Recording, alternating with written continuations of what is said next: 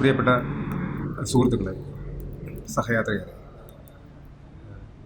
ഈയൊരു പേര് ഞങ്ങളുടെ ഈ ഒരു ആലപ്പുഴ പരിപാടി ആസൂത്രണം ചെയ്യുമ്പോൾ ഞങ്ങളൊരു പേരിന് വേണ്ടി ഞങ്ങളിങ്ങനെ ഒരു പര്യവേഷണം ചെയ്തായിരുന്നു.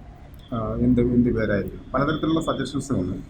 അപ്പോൾ ഇങ്ങനൊരു പേര് സജസ്റ്റ് ചെയ്യപ്പെട്ടു, നിർദ്ദേശിക്കപ്പെട്ടു, ഗുഡ് ബൈ ഗോഡ്.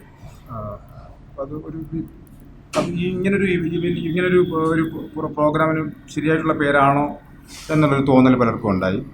അപ്പോൾ അതിന് മുന്നോട്ട് വന്ന ഒരു വാദഗതി ഇതായിരുന്നു: വിശ്വാസികളുടെ അവരുടെ പ്രോഗ്രാമിന്, അവരുടെ പരിപാടികൾക്ക് ജീസസ് വിളിക്കുന്നു, അല്ലെങ്കിൽ പിന്നെ ബ്ലസ് കണ്ടേല, അങ്ങനെയുള്ള മതപരമായിട്ടുള്ള ചിഹ്നങ്ങൾ വളരെ പ്രകടമായി ഉപയോഗിച്ചുകൊണ്ടുള്ള പേരുകളാണ് അവർ ഉപയോഗിക്കുന്നത്. അത് പ്രചരിപ്പിക്കുകയും ചെയ്യുന്നു.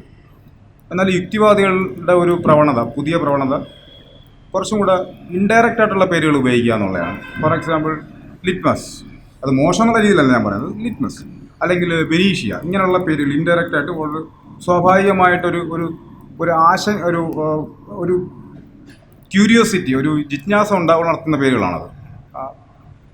പക്ഷേ ഈ ഒരു ഐഡിയോളജി, അല്ലെങ്കിൽ നമ്മൾ എന്താണ് പറയാൻ ഉദ്ദേശിക്കുന്നത്, അത് വ്യക്തമായിട്ട് ആ ടോപ്പിൽ തന്നെ അത് പറയുക, അല്ലെങ്കിൽ ടോപ്പിൽ തന്നെ അതിനൊരു പരിഗണന കൊടുക്കുക എന്നുള്ള രീതിയിലൊരു പേര് വളരെ നന്നായിരിക്കും എന്നുള്ളൊരു പരിഗണന ഞങ്ങളുടെ ചർച്ചയിലുണ്ടായി.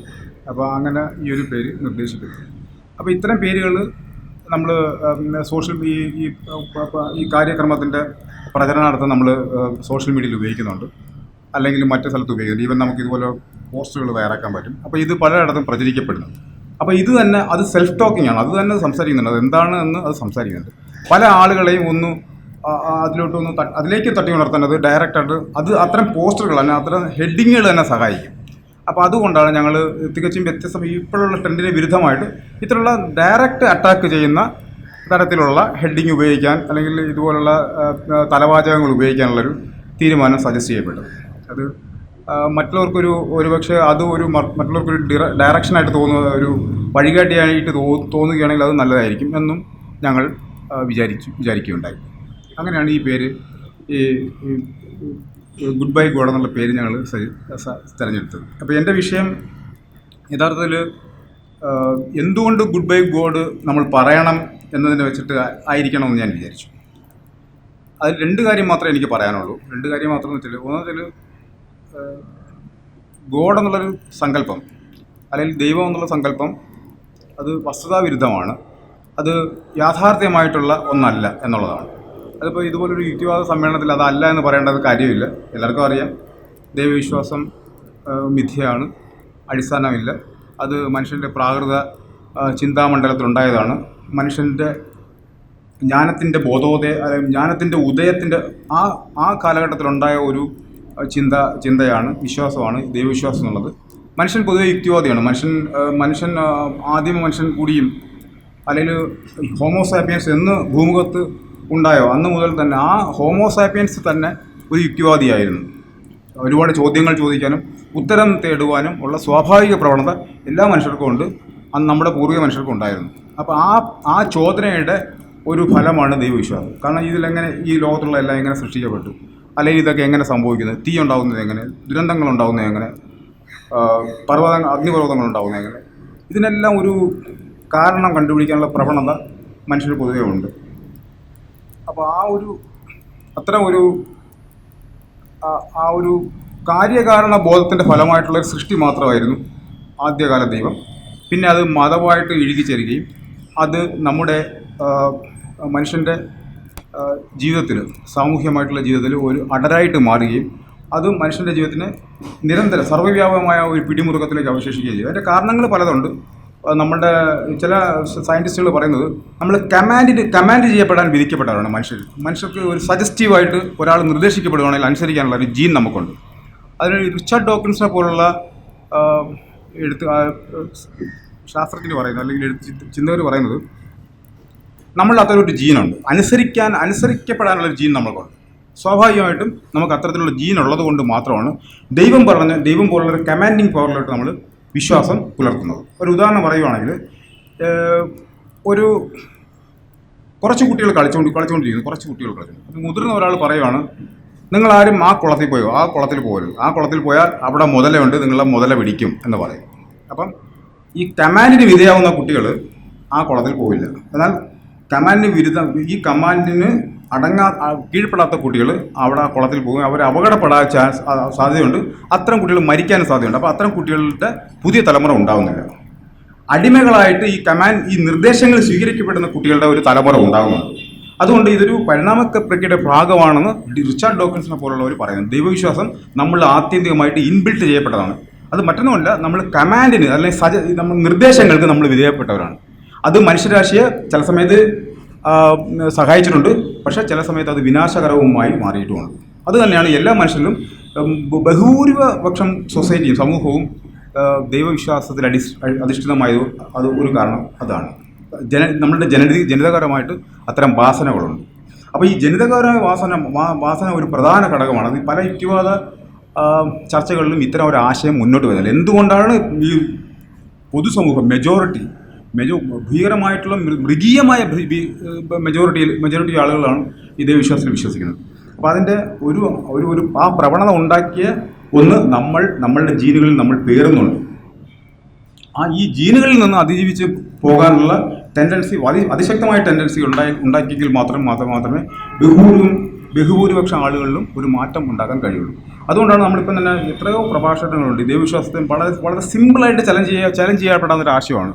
ദൈവവിശ്വാസം എന്ന് പറയുന്നത് വളരെ വളരെ സിമ്പിൾ, വളരെ ലളിതമാണ്. നിങ്ങളുടെ ദൈവത്തെ നിരാകരിക്കാൻ വേണ്ടി നിങ്ങൾക്ക് ഒരുപാട് യുക്തി ചിന്തയുടെ ആവശ്യമില്ല. വളരെ ബേസിക് യുക്തി ഉപയോഗിച്ചാൽ കൂടി നിങ്ങൾക്ക് ദൈവവിശ്വാസം തച്ചു തകർക്കാൻ പറ്റും. പക്ഷേ നമ്മുടെ സമൂഹത്തിൽ ഇതിലുപരിയായിട്ട് ഭൂരിപക്ഷം ആളുകളും ദൈവത്തിൽ വിശ്വാസം അർപ്പിക്കുന്നവരാണ്. അതിനൊരു കാരണം നമ്മളുടെ ജനിതകപരമായിട്ടുള്ള പ്രവണതയാണ്.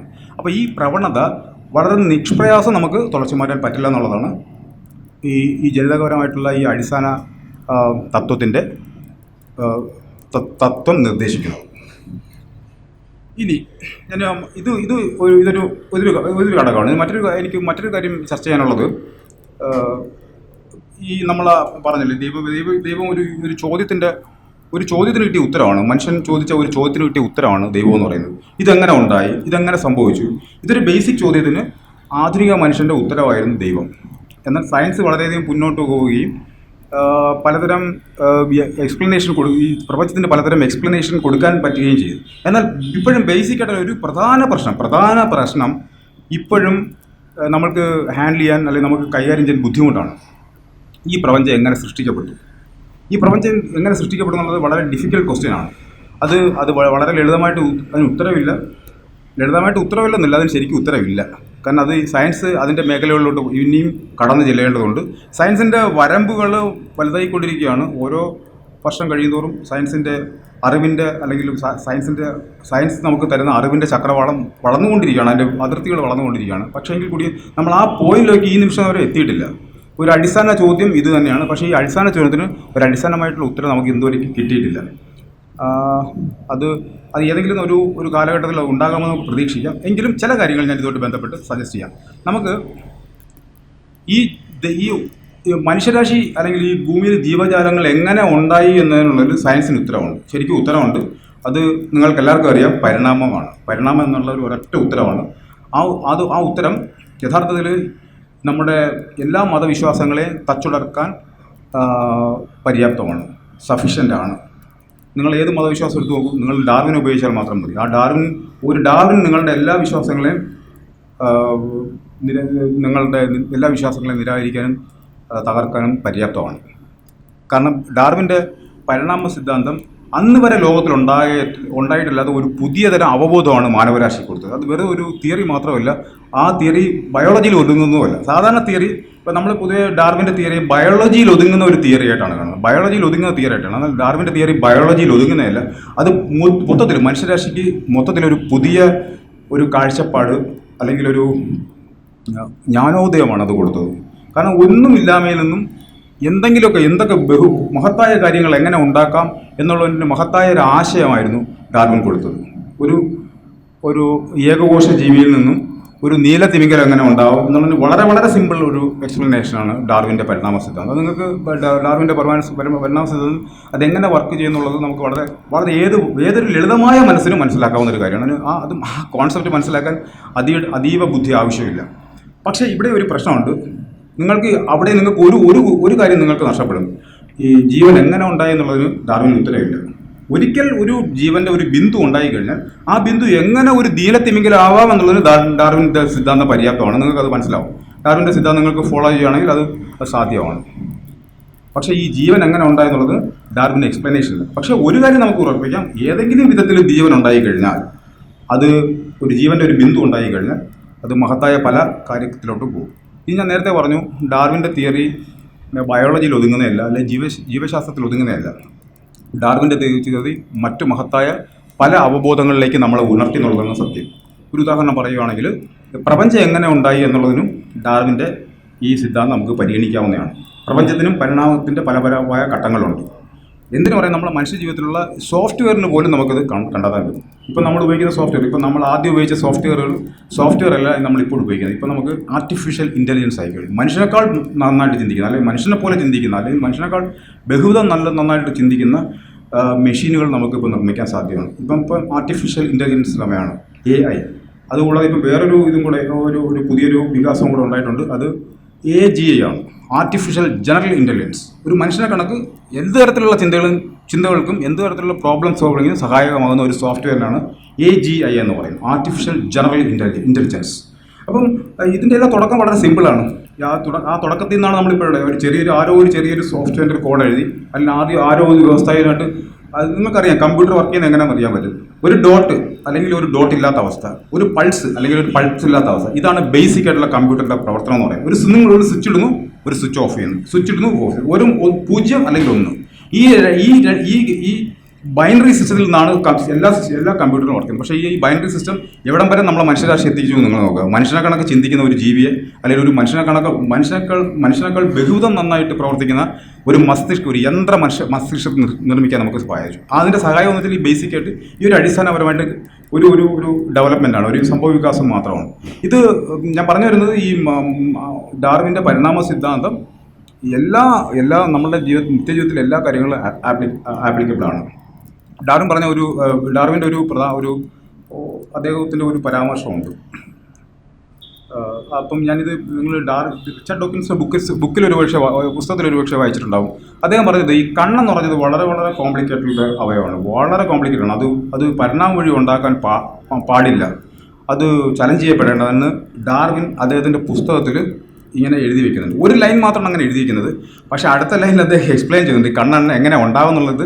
തീർച്ചയായിട്ടും ഡാർവിൻ എക്സ്പ്ലെയിൻ ചെയ്യുന്നുണ്ട്. പക്ഷേ ദൈവവിശ്വാസികൾ അല്ലെങ്കിൽ ദൈവവിശ്വാസത്തിനെ പ്രചരിപ്പിക്കാൻ ആവേശം കണ്ടെത്തിയവർ ആ ലൈൻ കൂടെ നിർത്തുവാണ്. ആ ഡാർവിൻ്റെ ആ ഭാഗം മാത്രം മുറിച്ചെടുത്താണ്. ഡാർവിൻ പറഞ്ഞിരിക്കുന്നു കണ്ണ് എന്നുള്ള അവയവം പരിണാമ പ്രക്രിയയിൽ കൂടെ ഉണ്ടാകാൻ സാധ്യമല്ല എന്ന് ഡാർവിൻ തന്നെ പറയും. പക്ഷേ തികച്ചും തെറ്റാണ്. ഡാർവിൻ അങ്ങനെ എഴുതിയെന്നുള്ള സത്യമാണ്. ഡാർവിൻ അദ്ദേഹത്തിൻ്റെ പുസ്തകത്തിൽ കണ്ണ് എന്നുള്ളൊരു അവയവം പരിണാമ പ്രക്രിയയിൽ കൂടെ ഉണ്ടാകാൻ വളരെ പ്രയാസമാണ്, അല്ലെങ്കിൽ അത് അസാധ്യമാണ്, അതിന് മറ്റൊരു ഒരു എക്സ്റ്റേണൽ ശക്തി ആവശ്യമാണ് എന്നുള്ള അത്തരത്തിലുള്ളൊരു ആശയത്തിലുള്ള എന്തോന്ന് ഡാർവിൻ എഴുതിയിട്ടുണ്ട്. പക്ഷേ ദൈവവിശ്വാസികൾ ഈ ഒരു കോൺടാക്റ്റിൽ നിന്ന് എടുത്തിട്ട് ഇത് പലപ്പോഴും നിരീശ്വരവാദപരമായി ചിന്തിക്കുന്നവർക്കെതിരെ ഉപയോഗിച്ചിട്ടുണ്ട്. എന്നാൽ ഡാർവിൻ അടുത്തടുത്ത പാരഗ്രാഫിൽ ഡാർവിൻ തന്നെ അതിന് എക്സ്പ്ലനേഷൻ കൊടുക്കുന്നത്. ഡാർവിൻ്റെ എക്സ്പ്ലനേഷൻ വെച്ചാൽ ഡാർവിൻ പറയുന്നത്, റിച്ചാർഡ് ഡോക്കിൻസ് ഇതിനെ എക്സ്പ്ലെയിൻ ചെയ്യുന്നുണ്ട്. ഡാർവിൻ എക്സ്പ്ലെയിൻ ചെയ്യുന്നുണ്ട് ആ പുസ്തകത്തിൽ. പക്ഷേ റിച്ചാർഡ് ഡോക്കിൻസ് ഇതിനെ അതിമനോഹരമായിട്ട്, റിച്ചാർഡ് ഡോക്കിൻസ് നമ്മൾ അറിയപ്പെടുന്നത് നിയോ ഡാർവിനിസ്റ്റ് എന്നാണ്. റിച്ചാർഡ് ഡോക്കിൻസ് എന്ന സ്വയം തന്നെ വിളിക്കപ്പെടാൻ ഇഷ്ടപ്പെടുന്നത് ഡാർവിനിസ്റ്റ് എന്നാണ്. ഞാനൊരു ഡാർവിനിസ്റ്റ് എന്ന് പറയാനാണ് റിച്ചാർഡ് ഡോക്കിൻസിന് പലപ്പോഴും ഇഷ്ടം. റിച്ചാർഡ് ഡോക്കിൻസ് ഇതിനെ കുറച്ചും കൂടെ നന്നായിട്ട് എക്സ്പ്ലെയിൻ ചെയ്യുന്നത്. കാരണം റിച്ചാർഡ് ഡോക്കിൻസ് സമയമാകുമ്പോഴത്തേക്ക് കുറച്ചും കൂടെ സയൻസ് വികസിച്ചു കഴിഞ്ഞു. പലതരം ഡാർവിൻ്റെ തിയറിക്ക് ഉപോത്പരമായ തെളിവുകൾ നമുക്ക് വളരെ പരിമിതമായിരുന്നു ആ സമയത്ത്.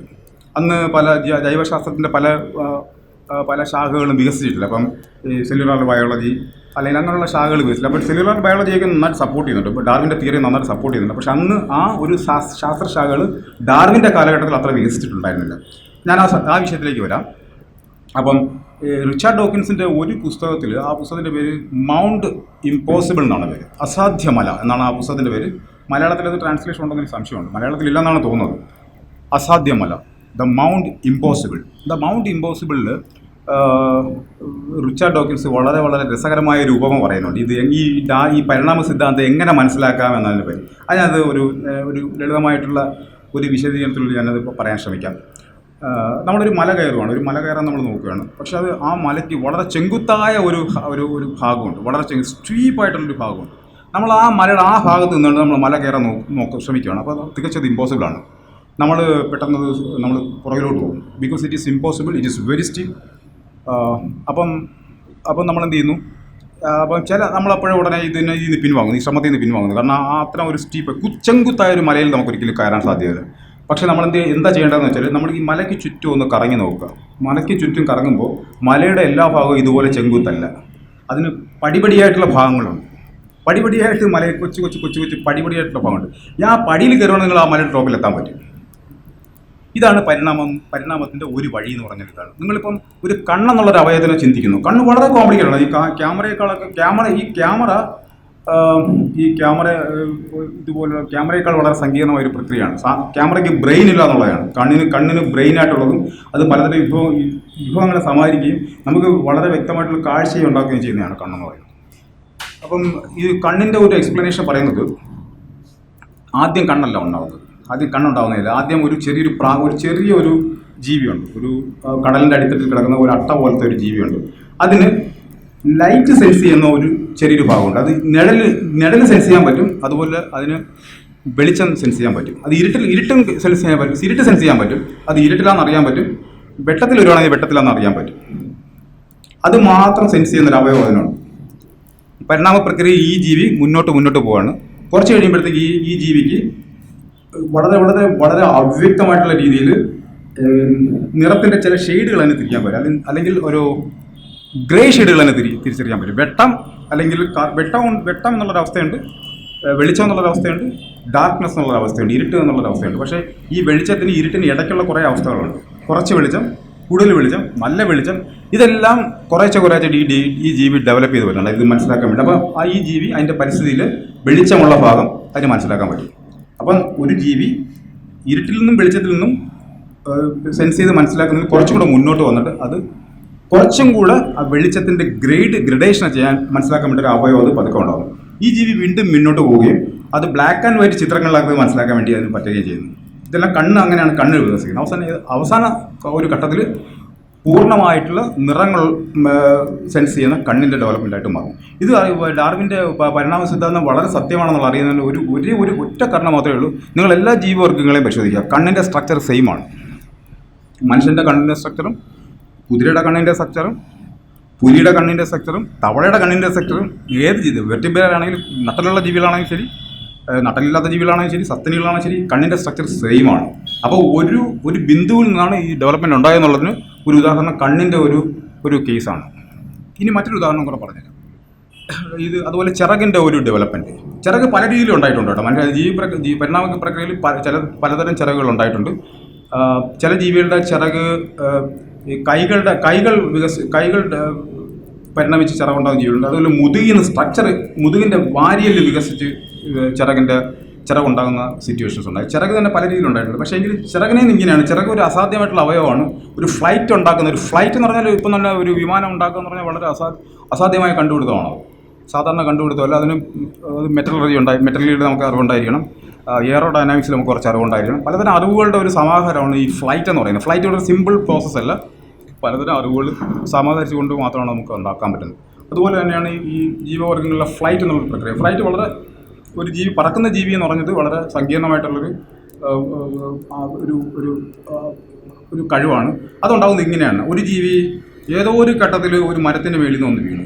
പക്ഷേ അതിന് ചെറിയ തൂവലല്ല, പറക്കുന്ന കഴിവല്ല, ആ കാറ്റിൻ്റെ സമ്മർദ്ദത്തിൽ അത് രക്ഷപ്പെടാൻ വേണ്ടിയുള്ള ചെറിയൊരു കഴിവ് അതിനുണ്ടായിരുന്നു. ചെറിയ തൂവലുകൾ അതിനുണ്ടായിരുന്നു.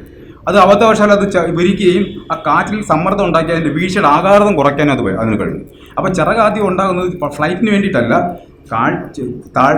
വീഴ്ചയുടെ ആഘാതം കുറയ്ക്കാൻ വേണ്ടി സഹായിക്കുന്ന ഒരു അവയവം മാത്രമായിട്ടാണ് ആദ്യം ചിറകുണ്ടായത്. പിന്നെ പതിയെ പതിയെ അത് ഈ ആഘാതം കുറയ്ക്കുന്നതിൽ നിന്നും അതിന് രക്ഷപ്പെടാവുന്ന രീതിയിലോട്ട് ചാടാനും അല്ലെങ്കിൽ ഒരു ഗ്ലൈഡ് ചെയ്യാനുള്ളൊരു ആദ്യം ഒരു ഗ്ലൈഡ് നമ്മളിപ്പം അറിയാമല്ലോ, നമ്മൾ ഫ്ലൈറ്റ് തന്നെ പല രീതിയിലുണ്ട്. ചില കോഴികൾക്ക് പറക്കാൻ പറ്റും, അത് ഒരു ഫ്ലൈറ്റ് അല്ല, അതൊരു ഗ്ലൈഡിങ് ആണ്, ഒരു ഒറ്റ ചാട്ടത്തിൽ പറക്കാൻ പറ്റും. അപ്പോൾ അത്തരത്തിലുള്ളൊരു ആദ്യം ഉണ്ടായി. പിന്നെ ഫുൾ പറക്കാനുള്ള ശേഷി പിന്നീടാണ് ഉണ്ടാവും. അപ്പോൾ ഞാനിത് പറഞ്ഞു വരുന്നത്, ഈ ഡാർവിൻ്റെ ഒരു തിയറി യഥാർത്ഥത്തിൽ ദൈവവിശ്വാസത്തെ ചെറുക്കാൻ പര്യാപ്തമാണ്. പക്ഷേ അതിൻ്റെ ഒരു പോരായ്മയും കൂടെ പറഞ്ഞിട്ടുണ്ട്. ദൈവം ആദ്യം ഒരു ബിഗിനിങ് പോയിന്റ് അതിന് ഇപ്പോഴും എക്സ്പ്ലനേഷൻ അസാധ്യമാണ്. എന്നാൽ കൂടിയും ഒരിക്കൽ ജീവൻ ആരംഭിച്ചു കഴിഞ്ഞാൽ എത്രമാത്രം മഹത്തായ അല്ലെങ്കിൽ എത്രമാത്രം വൈവിധ്യമാർന്ന സൃഷ്ടികളിലേക്ക് നയിക്കാം, അതിന് പ്രത്യേകിച്ച് ഒരു സൃഷ്ടാവിന് ആവശ്യമില്ല എന്നുള്ളത് വളരെ വ്യക്തമായിട്ട് ഡാർവിന് പറയാൻ കഴിയും. ഒരു ഉദാഹരണം റിച്ചാർഡ് ഡോക്കിൻസ് എന്ന ഒരു ഉദാഹരണം പറയുന്നുണ്ട്. നീലത്തിമിംഗലം അല്ലെങ്കിൽ തിമിംഗലം യഥാർത്ഥത്തിലൊരു കരജീവിയായിരുന്നു. സാധാരണ ജീവികൾ കരയിൽ നിന്ന് കടലിൽ വെള്ളത്തിൽ നിന്ന് നേരെ കരയിലോട്ടാണ് ഒരു ഇത് പരിണാമ പ്രക്രിയയിലൂടെ വരുന്നത്. ആദ്യം ജീവവർഗം കടലിലാണോ ഉള്ളത് അല്ലെങ്കിൽ വെള്ളത്തിലാണോ ഉള്ളത്. പക്ഷേ കരയിൽ വന്നിട്ട് തിരിച്ച് കടലിലേക്ക് പോയ ജീവികളുണ്ട്, വെള്ളത്തിലോട്ട് പോയ ജീവികളുണ്ട്. അങ്ങനെ കരയിൽ വന്നിട്ട് കടലിലോട്ട് പോയ ഒരു ജീവിയാണ് നമ്മൾ തിമിംഗലം എന്ന് പറയുന്നത്. അപ്പോൾ ഇത് കടൽ പശുവാണ്. കടൽ പശുവിന് കുളമ്പുള്ള ജീവിയാണ്. കുളമ്പും എല്ലാ കാര്യങ്ങളുമുള്ള ഒരു കരഭൂമിയാണ്. കരയിൽ വസിക്കുന്ന ഒരു മൃഗമാണ് ഈ കടൽ പശു എന്ന് പറയുന്നത്. അത് തികച്ചും കടലിലോട്ട് പോവുകയും കടലില്ലാതെ ആവാസ വീണ്ടും തിരിച്ചു പരിണമിക്കുകയും തിമിംഗലങ്ങളാവുകയും മാറുകയും ചെയ്തിട്ടുണ്ട്. അത് വളരെ അതിശയകരമായൊരു കാഴ്ചയാണത്. അത് അദ്ദേഹത്തിൻ്റെ ഒരു പുസ്തകത്തിൻ്റെ പേര് തന്നെ the greatest show on earth എന്നാണ്. ഭൂമിയിലെ മഹത്തായ ദൃശ്യവിസ്മയം എന്നാണ് ഗ്രേറ്റസ്റ്റ് ഷോ ഓൺ എർത്ത്. അത് നമ്മൾ ഭൂമിയിൽ നിന്നും കുറച്ച് വർഷങ്ങളായിട്ട് ഇങ്ങനെ ഭൂമിയെ നമുക്ക് കാണാൻ പറ്റുവാണെങ്കിൽ, അതായത് അനേക വർഷങ്ങളായിട്ട് ഭൂമിയെ നമുക്ക് വാച്ച് ചെയ്യാൻ പറ്റുന്ന ഒരു ജൈജാൻറ്റിക് ജീവിയാണ് നമ്മളെങ്കിൽ ഈ മാറ്റം വിസ്മയകരമായിട്ട് തോന്നുന്നു. കാരണം ഒരു ചെറിയൊരു പൊട്ട് ഒരു വലിയൊരു മൃഗമായിട്ട് മാറുന്നു. ആ മൃഗം പല രീതിയിൽ മാറുന്നു. അത് അത്രയും വൈവിധ്യമായിരുന്ന ഒരു പ്രകടനമാണ്. അത് ഗ്രേറ്റസ്റ്റ് ഷോ എന്നാണ് പറയുന്നത്. ഏറ്റവും മഹത്തായ ദൃശ്യവിസ്മയം അല്ലെങ്കിൽ മഹത്തായ ഷോ എന്നാണ് അത് പറയുന്നത്. അപ്പം ഇത്തരം കാര്യങ്ങൾ നമ്മളുടെ മനസ്സിൽ എപ്പോഴും ഉണ്ടായിരിക്കണം. കാരണം ഇത് വൈജ്ഞാനികമായിട്ടുള്ളൊരു യുദ്ധമാണ്. ഒരു യുക്തിവാദിയുടെ അല്ലെങ്കിൽ ഒരു നിരീശ്വരവാദിയുടെ നേരിടുന്ന ചോദ്യങ്ങൾ പലപ്പോഴും വൈജ്ഞാനികമാണ്. അത് ആ അർത്ഥത്തിൽ അവയർനെസ് ഉണ്ടായെങ്കിൽ മാത്രമേ നമുക്ക് മറ്റുള്ളവർക്ക് ശരിയായിട്ടുള്ള ഉത്തരങ്ങൾ കൊടുക്കാൻ പറ്റും. ഈ അവയർനെസ് അവരിൽ ഉണ്ടാക്കുക എന്നുള്ളതാണ് ഏറ്റവും പ്രധാനം. അവയർനെസ്, അതായത് കോൺഷ്യസ്നെസ് റൈസിംഗ് എന്നാണ് ഈ പ്രക്രിയ പറയുന്നത്. എല്ലാവർക്കും അറിയാം. ഇത് ഈ മതവിശ്വാസം തെറ്റാന്ന് എല്ലാവർക്കും അറിയാം. അതുപോലെ തന്നെ നമ്മളിൽ പലർക്കും അറിയാം. എന്നാൽ ഈ തിയറി ഓഫ് എവല്യൂഷൻ എന്നുള്ളത് ഒരു സ്കൂൾ ടെക്സ്റ്റ് ബുക്സിലെ ഒരു അധ്യായം മാത്രമല്ല. അത് അവയർനെസ് ഉണർത്തുന്ന കോൺഷ്യസ്നെസ് റൈസിംഗ് പ്രക്രിയയുടെ ഒരു ഭാഗമായിട്ട് നമുക്ക് എപ്പോഴും ഉപയോഗിക്കാൻ പറ്റുന്നത് ആണ് എന്നും നമ്മൾ കരുതേണ്ടതാണ്. ഇത്തരം പറഞ്ഞുകൊണ്ട് ഞാൻ എൻ്റെ വാക്കുകൾ ഉപസംഹരിക്കുന്നു. നന്ദി.